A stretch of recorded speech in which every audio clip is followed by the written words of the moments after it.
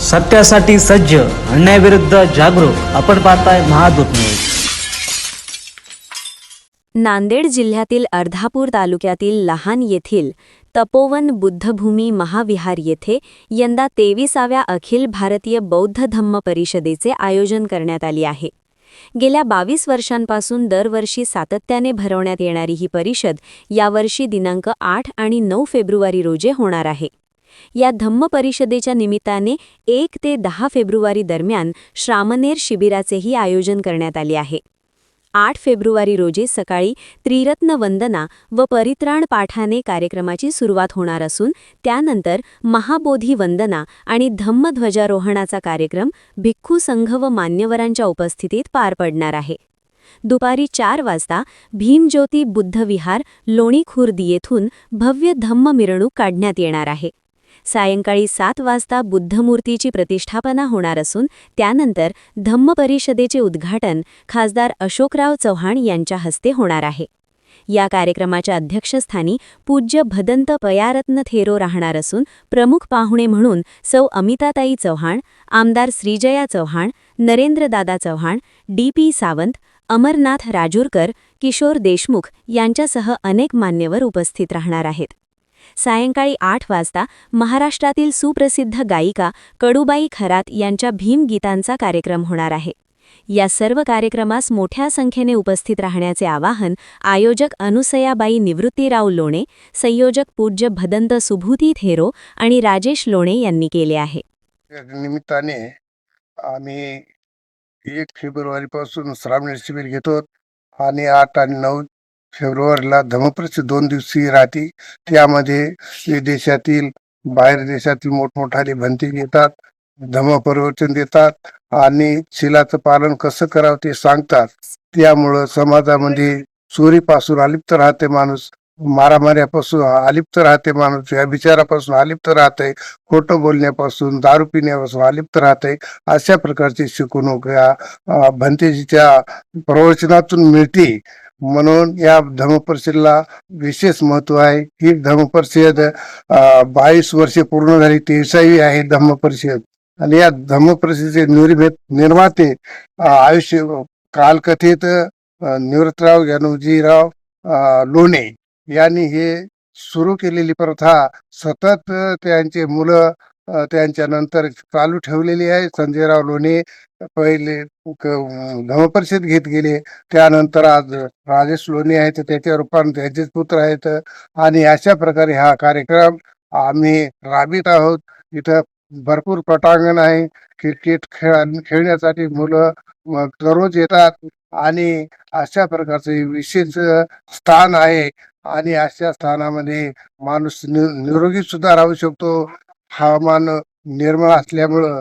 म्हणून हे ठिकाण विशेष रमणीय स्थान आहे. आणि अशा रमणीय स्थानाला आपण पूर्णपणे समाजाने आणि सर्व कार्यकर्त्यांनी साथ देऊन हा उपक्रम चालू ठेवलेला आहे. हा यशस्वी करण्यासाठी सर्वात सहकारी पाहिजेत. आणि उपासक जेव्हा भरपूर येतात, श्रामणेर शिबिर असल्यामुळं येथे विशेष महत्व आहे. आणि एवढं शिबिर कोणत्याही धम्मपरिषदेमध्ये दिसून येत नाही. तर या माळावर सुद्धा धम्मप्रेमी लोक येतात आणि श्रामणेर होतात आणि धम्माचा स्वाद घेतात. अशा प्रकारचा आमचा उपक्रम आहे. येथे लग्न सुद्धा लागतात, मोठमोठे समारंभ होतात, कार्यक्रम होतात. या ठिकाणी रमणीय आणि उंच ठिकाणी असल्यामुळं सर्वांना मोहित करून सोडणारं ठिकाण आहे. अशा प्रकारचं इथे व्यवस्था आहे. व्यवस्थापनामध्ये पाण्याची व्यवस्था आहे, राहण्याची व्यवस्था आहे. आणि ही सुव्यवस्था असल्यामुळं सर्वांनाही आकर्षक क्षेत्र ठरलेलं आहे. या निमित्ताने आपणास मी सांगू इच्छितो. 23वी अखिल भारतीय बौद्ध धम्म परिषद आज आपल्या तपोवन बुद्धभूमी लहान लोण येथे साजरी करणार आहोत.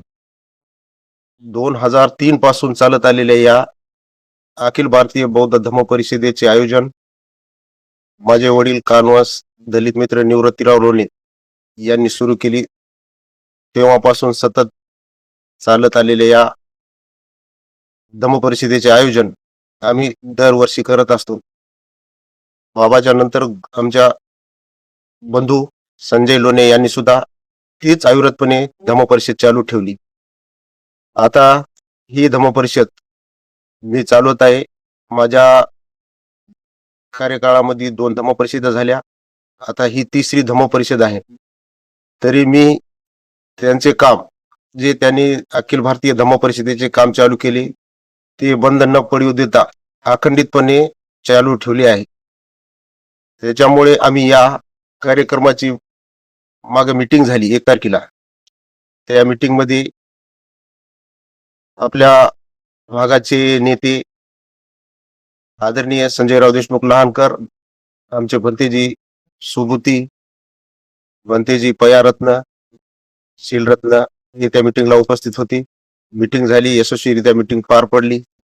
आणि आता त्याच्यामध्ये पूर्ण जे कार्यक्रम ठरलेला आहे दिनांक 1 फेब्रुवारी पासून आमच्याकडे श्रामणेर शिबिर होते आयोजित केलेलं आहे. श्रामणेर शिबिरामध्ये जवळपास 40 ते 50 अनुयायी श्रामणेरी दीक्षा घेतात आणि त्या दीक्षा घेऊन त्यांना सतत 10 दिवस धम्माचा आचरण करणे, धम्माचे काम करणे हे सर्व आपले भंतेजी पूर्ण शिकवतात. त्या कार्यक्रमाला बुद्धगया येथील महास्तवीर सत्यानंदजी भंतेजी 10 दिवस आपल्या इथे वेळ देऊन 10 दिवस आपल्या इथे धम्मपरिषदेच्या आयोजनामध्ये श्रामणेर संघाला पूर्ण शिकवण देण्यासाठी उपस्थित राहतात. दिनांक 8 फेब्रुवारी 2026 रोजी सकाळी ठीक 9 वाजता लहान नगरीचे सरपंच, उपसरपंच व उपासक उपासिका व भंतेजीच्या हस्ते पंचशील ध्वजारोहण होणार आहे. आणि ते पंचशील ध्वजारोहण झाले त्याच्यानंतर धम्मदेसना होऊन सर्वजण भिक्खू संघ हा लोण येथे जाऊन लोण येथे भोजन घेणार आहे. आणि नंतर ठीक 4 वाजता भीमज्योती बुद्धविहार ते निवृत्तीराव लोणे यांच्या स्मारकापासून धम्म रॅली निघणार आहे. त्या धम्म रॅलीचे आयोजन आम्ही केलेले आहे. आणि उपगुप्त भंतेजी हे सुद्धा त्या कार्यक्रमाला उपस्थित राहणार आहे. आणि त्यांनी आम्हाला एक 6 फूट उंच अशी भव्य दिव्य अशी मूर्ती देणार आहेत. त्या मूर्तीची आपल्या धम्मपरिषदेच्या मिरवणुकीमध्ये ती मूर्ती राहणार आहे. आणि ते येऊन इथे तपोवन बुद्धभूमी लहान लोण येथे बुद्धविहारावर स्थापन करायचे आहे. त्याचे सुद्धा आम्ही आयोजन केलेलं आहे. 8 तारखेला धम्मपरिषदेचे उद्घाटक म्हणून महाराष्ट्र राज्याचे माजी मुख्यमंत्री अशोकरावजी चव्हाण साहेब व आपल्या दाभोळ येथील अखिल भारतीय धम्मपरिषदेचे आयोजक डॉक्टर SP गायकवाड महाउपासक यांच्या उपस्थितीत या धम्मपरिषदेचे उद्घाटन होणार आहे. उद्घाटन झाल्यावर लगेचच भंतेजीची धम्मदेसना होईल. धम्मदेसनेनंतर महाराष्ट्रातल्या ख्यातनाम गायिका खडूबाई खरात औरंगाबाद यांचा सुद्धा 8 वाजता कार्यक्रम आयोजित केलेला आहे. ते सुद्धा या कार्यक्रमाला उपस्थित राहणार आहेत. या 2 दिवसीय धम्मपरिषद चालणाऱ्या 2 दिवसीय धम्मपरिषदेत बऱ्याच महाराष्ट्रातून, भारतातून, बाहेर देशातून भिक्खू संघही उपस्थित राहणार आहे. या भंतेजीच्या व भिक्खू संघाच्या धम्मदेसनेचे आयोजन केलेले आहे. तरी सर्व या आपल्या पंचक्रोशीतील सर्व जनतेला, उपासक उपासिका यांना मी आवाहन करतो, विनंती करतो, सूचना करतो की सर्वांनी या धम्मपरिषदेसाठी उपस्थित राहावं आणि आम्हाला या धम्मपरिषदेत साजरी होण्यासाठी सहकार्य करावं.